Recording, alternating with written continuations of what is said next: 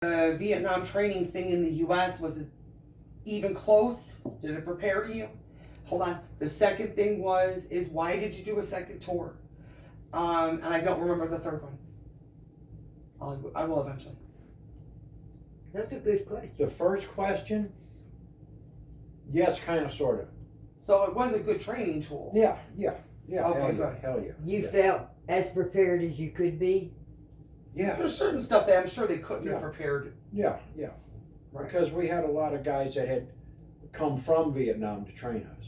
Mm-hmm. You know, they weren't sending guys over there just to die. You know, they trained them. You know, they trained them. And the second one, why to go from the engineers to the door gunner? No. The question was, why a second tour?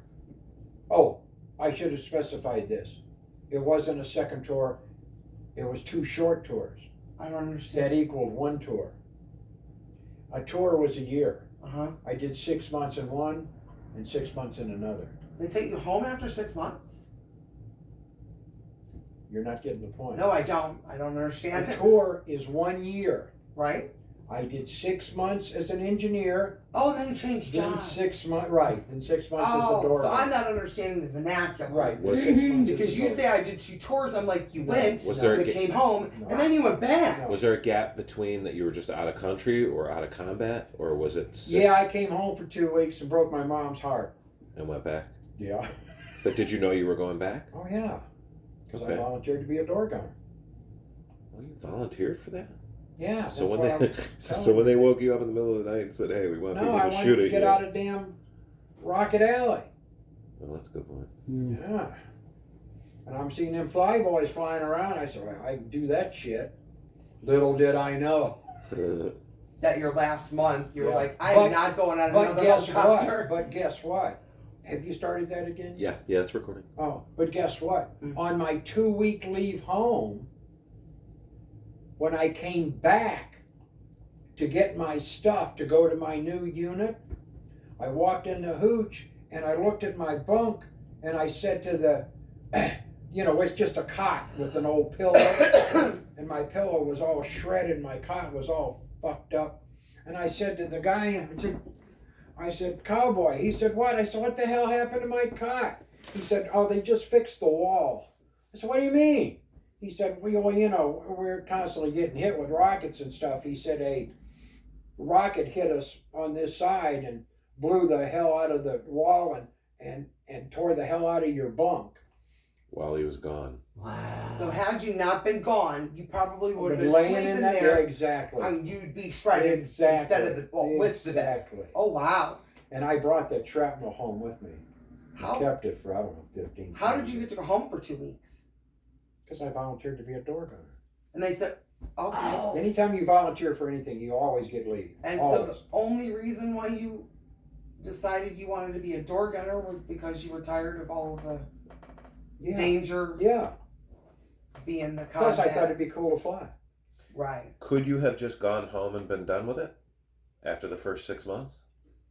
No, I'd had a year left. I'd had to come home and done the year. Plus, my mother was having problems with my brother and my father, so I told them, get me out of here. So they saw the Red Cross and they got me out a year early. So I want to ask you about your last day in Vietnam. What's it like going to bed the night before you're getting to go home, and what's that last day like? I don't know, I just get fucking stoned and drunk. It's like, I don't remember. No, I don't remember. Remember I told you I was driving guys to the airport. Yeah. I'd get up in the morning and see, because I didn't want to go in the helicopter anymore. They gave me a job of driving the guys to the airport, getting out of the service and picking up guys that were coming in. Right. And I would go out and get my Jeep and my truck and fill it up full of gas and oil and clean the windshield and pull it out of the compound. You know, about 6 miles down the road, pull over and smoke me a joint and be on my way. So, And was that dangerous? smoking the joint? Yeah. No, I mean, leaving and coming. Anytime you're in a war zone, it's always dangerous. That's not really necessarily what I meant. I probably chose my words Okay. poorly. What I meant is that Was it a dangerous job? yes. No. So the likelihood of you getting hurt was lower. It was lower, yes, lower, yeah. Okay. But That's not what- entirely. And then I have another question. So was No. there any type of prophecy or dreaming or anything going on for that 2 weeks? Or the job change? Actually, none of it, because I stayed stoned pretty much all the So time. that stuff only happened to you when you were sober? Yeah. Oh, okay. So, just totally off subject. What's the acquisition of drugs like in Vietnam? Just you're not paying for it, right? It's just everywhere. Are they giving it to you? Where do you get it? Well, you just, You're not getting joints delivered to your door. actually you did. Ah! And I would tell the sergeant, I would say, well, when I first went there, they introduced me to it. They said, you smoke? I said, yeah, okay, here's a joint. But don't smoke the whole thing. Mhm. Only take 2 hits off of it. And of course, I'm going to fuck you. You know? Ah! And then the next thing I know, I'm passed out, you know. Was that like your first joint? And day, In and Vietnam, day 50. In Vietnam. So is the marijuana different? Are they lacing Oh it with yeah, way something? different. Way different. It's the difference between drinking beer and whiskey. Oh shit. You know, difference between smoking a Jamaican joint and one made in, I don't know, in a kindergarten out of weeds out of your front yard. You know, So where was it coming from? Who was giving it to you? Like just people had it? no, they grew it in Vietnam. They've been growing it in Vietnam for 3,000 years. Marijuana will pretty much grow anywhere. Yeah, but you're No, Vietnam. Sergeant Smith doesn't have a palantation over here where he's growing Right, weed. and It's have coming a from somewhere. marijuana patch on his arm that says, here, Right. see the guy with the patch on? No. Talk to No. the shit guy and he'll No. reintroduce you to the weed guy. Right, exactly. Exactly. But anyway, no. When I was there my second day there, the sergeant come with me and said, you got perimeter duty with this other guy. So we went out there and I'm an FNG, so he's telling me the ropes and he says to me, you smoke. I said, yeah, I smoke. He says, okay, we'll smoke one after duty. I said, all right. So we went and smoked a joint and then it goes from there then. But you either got it loose, or I smoke Marlboro, so it would be a pack of cigarettes.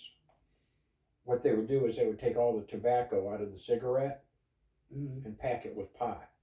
So you couldn't get caught, right? So you'd have 20 joints that look just like a cigarette. Mm-hmm. They call those blunts. Okay. No, that's a cigar. Cigar. But anyway, cigarettes. they look just like a cigarette, Mm-hmm. but it was filled with pot rather than tobacco. Right. Did you rip the filter off of it, or No. you smoke it with the filter? Yeah, hell yeah. And it never affected it? No. Oh, Apparently there was no shortage of it. So Yeah, we there's no weren't really shortage worried of- about it.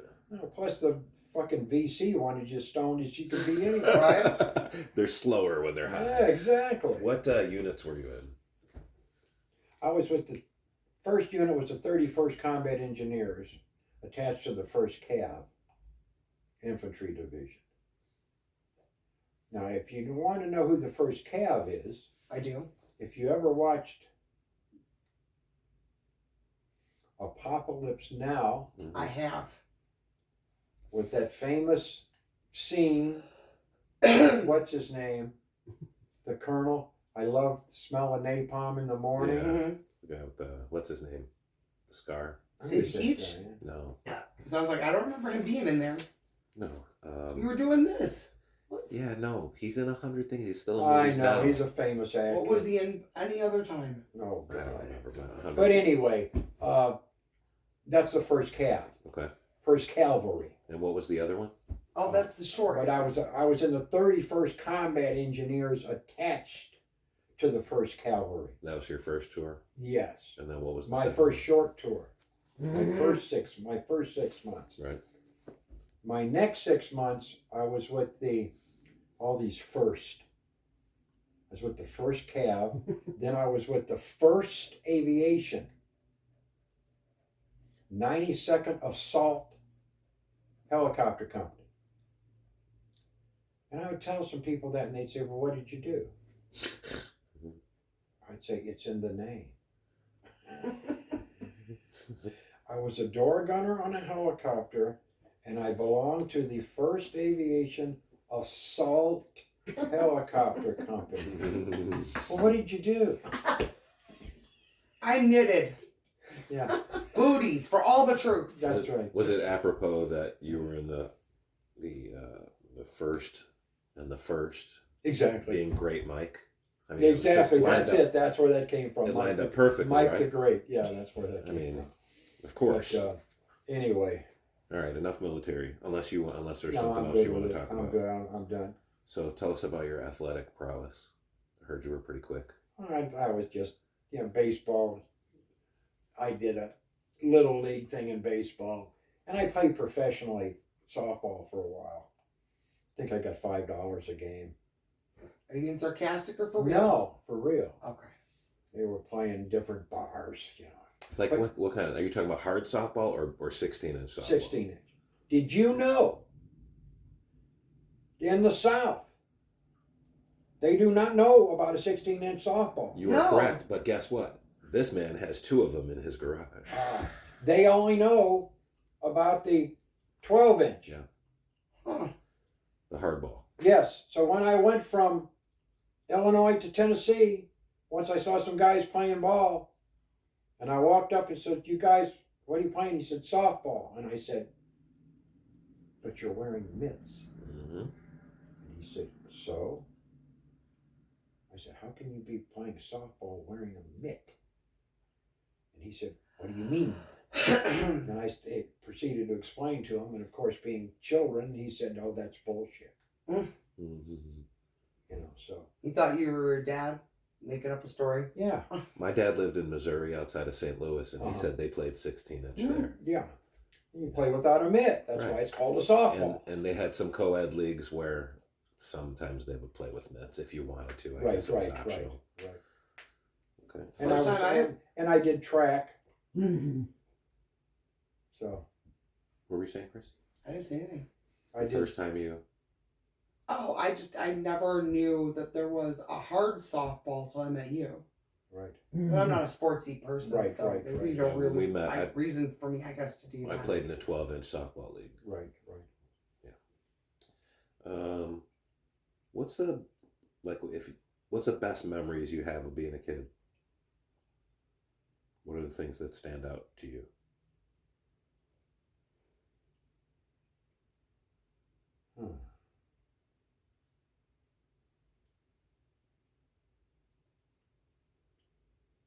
I think playing with my other friends. That's it. Right there. There's no family memories of because father was gone. My mom was taking care of my brother, so I was always absent. Mhm. I was absent. Off being a feral child of the woods. That's it, pretty much. So tell us, I would be Same. remiss if I didn't ask about the Hicks and all those Oh, that you were hanging Well, out with in Chicago. I mean, because that's well, in Carpentersville, no, Bolingbrook, Bowling Green, Bolingbrook. Yeah. Mm-hmm. Bolingbrook. Yeah. Was where I met Bob Swansburg, Farrell Farley, Jim Elias, and Ardell. The 5 of us hung out together. Mm-hmm. That's where I blew up the police station. Ah, see, I told you he blew up a police station. So we were going to get to that. So I said he told that me he was- blew up a police station. But anyway, We're going to talk about the FBI too. So you just slow down. okay. Can we take a break? Do you want to take a break? I would don't like care. to. I Okay. don't care. Go ahead. All right. I we need to will pee. we will pause, and when we come back, Take 5. Mike will give spoilers for Gone with the Wind.